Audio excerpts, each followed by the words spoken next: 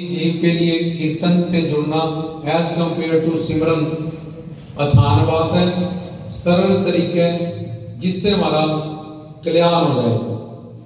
तो आज के प्रवचन में तुम्हें बताया गया चौकी किसको कहते हैं, जिसमें इस मन का जुड़ाव, चिंता मतलब पास्ट, चिंता मतलब फ्यूचर, इन दोनों जगहों से निकल के घर परिवार संसार से निकल के दरबार में हमारा शरीर भी हो, शरीर की इंद्रियां भी हो और मन भी हो। एक जिनकी चौकी है वो, एक तुम, और तीसरी चीज नाम गुण रूप लीला धाम संत। 1 घंटे के लिए, 2 घंटे के लिए, आधे घंटे के लिए, जितनी देर में तुम आए, ये 3 चीजें की जिनकी चौकी है, चौकी सुनने वाला और चौकी, ये 3 चीजों की त्रिकुटी तुमने बनानी है। तो इस तीनों चीजों की त्रिकुटी बनते ही गोली की तरह तुम्हारे पाप नष्ट होंगे, भस्म होंगे, और जो भी तुम फल लेने आए हो यहाँ पे वो तुम्हें मिलेगा।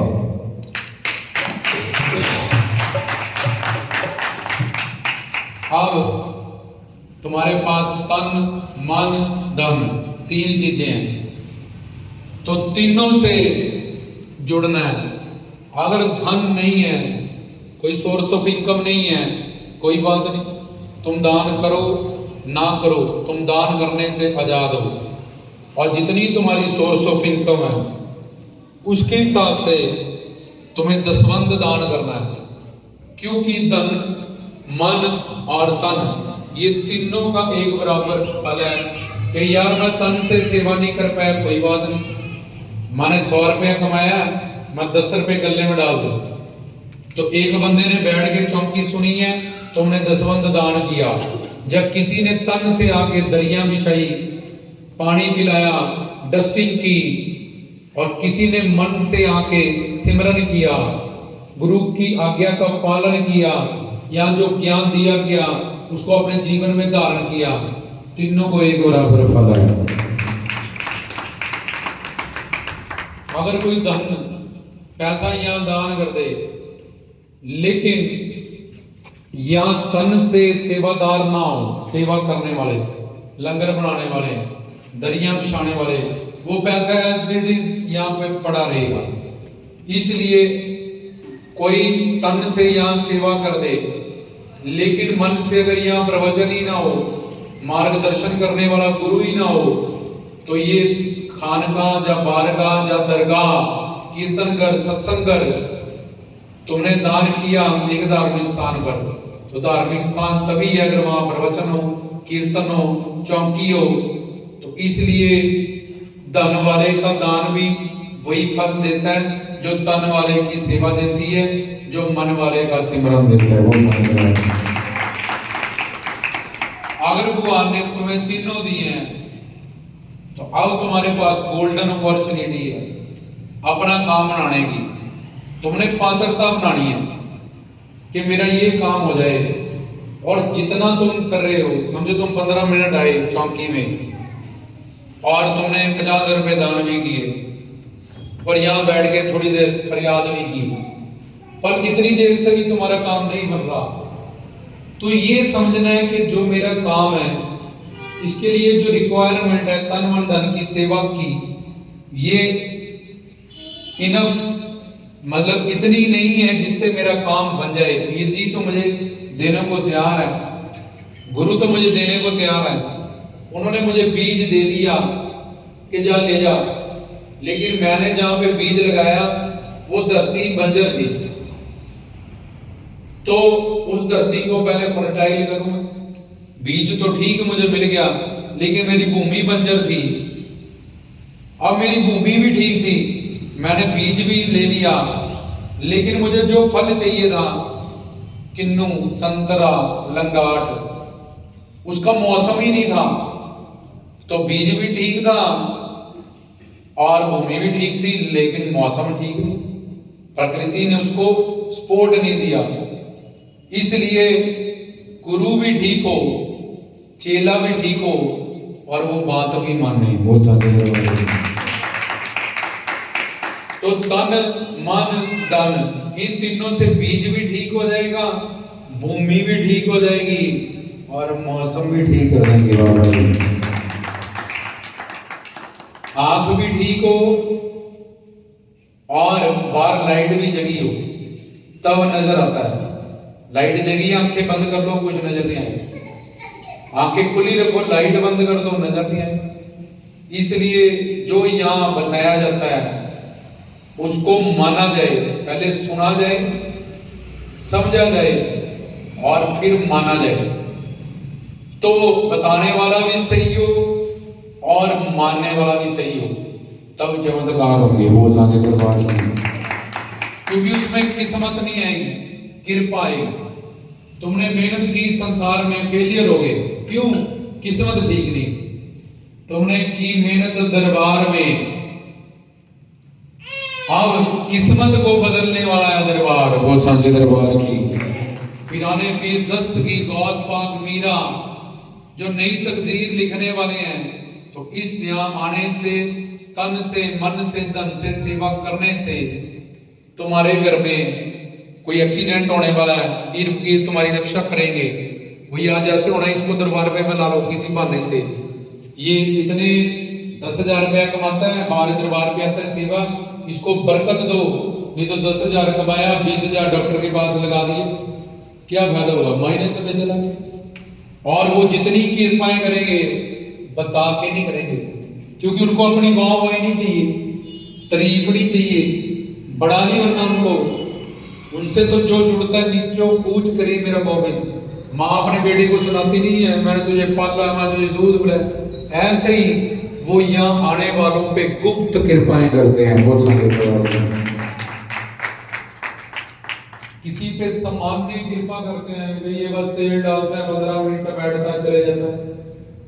और जो इससे ज्यादा उस पे विशेष कृपा करते हैं, सब जो तन से जुड़ा है वो तो सामान्य कृपा, तीनों में से एक चीज से जुड़ा है तो सामान्य कृपा आएगी। दो से जुड़ गया, दान भी करता है अपना दसमंद, क्योंकि वो उसका है ही नहीं। अगर वो उसके घर में है, उसकी पॉकेट में है, तो 9 हिस्से वो खराब कर रहा है अपने। और अगर वो उसके दिमाग से, हाथों से वो जोड़ता ही नहीं, 9,000 सैलरी है, इसमें वही 900 रुपया मेरा नहीं है, मेरी सैलरी 8100 रुपया, 8100 से चलता है।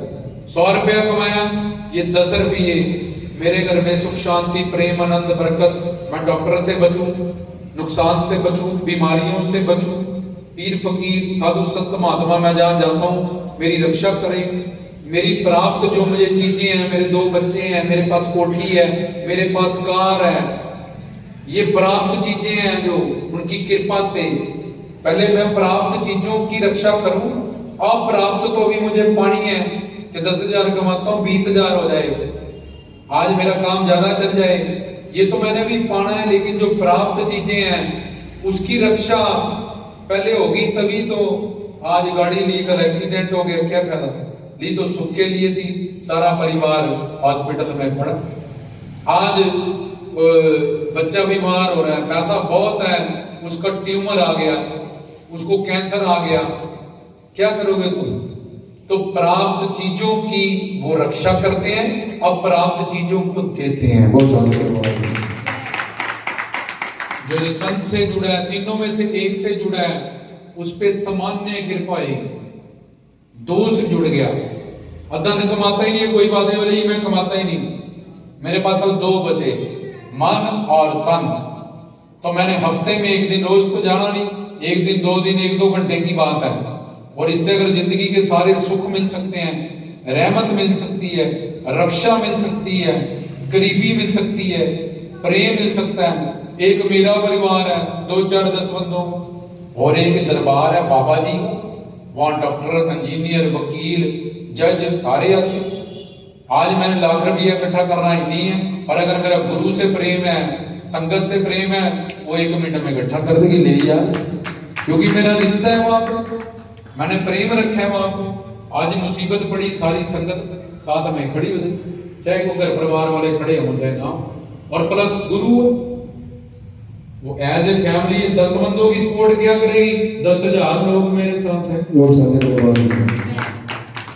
भोले वाले लोग ऐसे सोचते हैं कि ये मंदिर मस्जिद दरगाह पे जा रहे हैं, कीर्तन भजन पे जा रहे हैं तो घर परिवार शायद पीछे पड़ रहा है। नहीं, वो 10 बंदे 20 तो तुम्हारे साथ हैं, ये लाखों हजारों बंदे भी तुम्हारे साथ हो रहे हैं।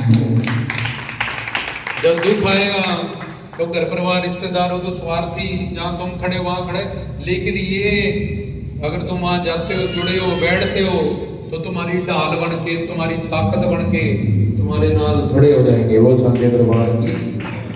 तो अगर वो आने तीनों दी तो तन से, मन से, धन से, तीनों से जुड़ जाओ ताकि तुम्हारी पात्रता इतनी स्पीड से बढ़े। हर हफ्ते में नोटिस करो कि इस बार वीरवार आने वाला है। वीर मतलब वीर रस सेवा सिमरन के लिए बनाएंगे। देवी देवता भी अपने गुरु बृहस्पति की पूजा करते हैं, सेवा करते हैं इस दिन। और कोई एक बार तो रखूं मैं अपने जीवन में, एक बार एक सत्संग, 2 सत्संग, बाकी सारा टाइम फैमिली को दूं, घर परिवार को दूं, संसार को दूं। लेकिन इसमें आने वाले कष्ट, दुख, तकलीफें, परेशानियां, डर, चिंताएं तब जाएंगी जब मैं 2 दिन 1 दिन वहां दूंगा। तो तन से भी जुड़ना है, मन से भी जुड़ना है और धन से भी जुड़ना है। धन नहीं है कोई बात नहीं, तन मन है तुम्हारे पास, तन बीमार है कोई बात नहीं, मन से जुड़ो। गुरुजी मुझे बताओ मैं कौन सा मंत्र पढ़ूं? घर बैठे की उस मंत्र का सिमरन करें। गुरु ने जो ज्ञान दिया उसके मुताबिक अपने जीवन को जिए। लेकिन अगर तन भी स्वस्थ है, कमाते भी हो और दाना सिर दान, नाम दान तुमने प्राप्त की है, तो तन से, मन से, धन से, तीनों से जुड़ जाओ ताकि बहुत जल्दी तुम्हारे पे कृपा हो, तुम्हारी झोली बढ़े। और अगर ये सब जुड़ने से और करने से भी अभी काम नहीं हो रहा तो समझो कि ये तन से, मन से, धन से जो मैं कर रहा हूं, अगर मैं 10 रुपए दान करता हूं तो मैं 11 करूंगा। अगर मैं 15 मिनट जाता हूं तो मैं 20 मिनट जाऊंगा। अगर मैं 10 मिनट जब करता हूं तो मैं 15 मिनट करूंगा, क्योंकि मेरे आगे चढ़ाई आई हुई है। चढ़ाई मैंने इस चढ़ाई को पार करना है और जितना मैं रेस दे रहा हूं उतना, और जो सा मैंने गियर लगाया ये ठीक नहीं है, मुझे गियर डाउन करना है जिसमें पावर बढ़े और एक्सीलेटर को दबाना है। इसलिए जितना मैं जो कर रहा हूं तन मन धन से, मुझे बाबा जी या गुरु या दरबार या देवताओं में कमी निकाल के नहीं, अपने एक्सीलेटर रेस को बढ़ाना है। क्योंकि जो जिसके काम बन रहे हैं उसके आगे चढ़ाई नहीं आई हुई, चढ़ाई मेरे काम के आगे आई हुई है। मेरा कपड़ा शायद एक होता डस्टिंग वाला, एक मूत प्रीत वाला, एक गहरे गांव वाला, इसलिए मेरा कुछ ज्यादा बुरा कर्म मेरे आगे आया हुआ है। मुझे किसी को 2 दिन का बुखार है, किसी को 1 पूड़ी का, किसी को टाइफाइड, किसी को डेंगू, सबको बुखार है। लेकिन किसी को बड़ा बुखार है, किसी को छोटा बुखार है, किसी को 1 पूड़ी का बुखार है। तो इसलिए मैं उसकी रीस ना करूं कि इसका आते ही बुखार उतर गया, मैं गुरु से चेक कराऊं, जी मेरा बुखार देखो पहले कितने महीने का, मुझे इतनी चौकियों में जाना पड़ेगा, इतना तन मन धन से करना पड़ेगा, फिर मेरा काम होगा। हम नहीं जाएंगे जी, हमने नहीं जाना, फिर क्या करोगे? सुख शांति प्रेम आनंद चाहिए, कृपा चाहिए, रहमत चाहिए, वो कहां से पाओगे? ना तुम्हारी बीवी, ना तुम्हारे बच्चे, ना तुम्हारा घर परिवार, ना तुम्हारे रिश्तेदार, ना तुम्हारा पैसा, ना तुम्हारी शौहरत, ना तुम्हारी किस्मत, ये कोई भी चीज तुम्हें दुखों से बाहर नहीं ला सकती, तुम्हारी रक्षा नहीं कर सकती, तुम्हें मिलने वाले दंड से नहीं बचा सकती। अगर चाहते हो ये सारी चीजें तुम्हारे जीवन में रहें, तो जैसे बीवी का एक टाइम रखा है, बच्चों का एक टाइम रखा है, घर परिवार का एक टाइम रखा है, ऐसे ही सत्संग भजन का भी एक टाइम रखना पड़ेगा। तो ऐसे ही वीरवार एतवार, पहले फिर से मैं बता देता हूं, चौकी से पहले प्रवचन हुआ करेगा, क्योंकि पहले बिजी थे और संगत की तरफ भी पूरा ध्यान किया जाएगा। चौकी के बाद भी मैं आधा पौना घंटा नीचे रहा करूंगा, आधा घंटा। जिन्होंने फांडे कराने हैं, जब कुछ पूछना है वो पूछ सकते हैं। बहुत सारे इतवार की चौकी 1 से 2 प्रवचन होगा। सुनिए सिद्ध पीर गुरबाणी में लिखा है, सुनिए कि 4 पौड़ियां तुर की बाणी, कि अगर तूने गुरु को सुन लिया ना तो समझ तुमने सब तीर्थों की यात्रा कर ली, सब देवी देवताओं को, पीर पैगंबरों को, गुरुओं, पीरों, संतों, फकीरों, सिंहों, शहीदों को खुश कर लिया, अगर सिर्फ सुन लिया। 4 पौड़ी हैं जपजी साहिब में तुर की वाणी से उतरी है। सुनना इतना जरूरी है क्योंकि गुरु के एक एक वचन में, एक एक शब्द में हर जी बसे संत की रसना। ये जो मैं एक एक शब्द बोल रहा हूं, ये तुम्हारे अंदर जाके हजारों पापों को नष्ट कर रहा है। वो जो तुम खुद नहीं कर सकते हो, इसलिए हमेशा टाइम पे आओ। ट्रेन पे शादी पे जाना, हाँ 2 दिन पहले ही कपड़े पैक। कोई मर गया वहां जाना, पहले ही जाओ अफसोस करने। बच्चा आ गया, पहले ही जाओ। शादी मिलनी का कंबल मिलना है, पहले जाओ। कीर्तन का क्या, अभी नहीं बैठे, अभी लंगर शुरू नहीं हुआ, अभी पहले जाओ। डिसिप्लिन, शिष्टाचार, गुरु के यहाँ चाहे बैठ के सुन के, और तुम थोड़ी देर बैठ के घंटा 2 घंटा, जैसे भी तुम्हें गृहस्थ जीवन में टाइम मिल रहा है, तो ये उन्हीं की कृपा तुम पे है, तब तुम आ पाते हो। उस गेट से तुम अंदर बैठे हो। बहुत सारे ये मत अहंकार करो कि मैं जाता हूं वहां पे, उनकी कृपा साथ में जुड़ती है, तब तुम जा सकते हो। अगर वो ना जाए तो इस गेट से कोई अंदर भी नहीं देख सकता।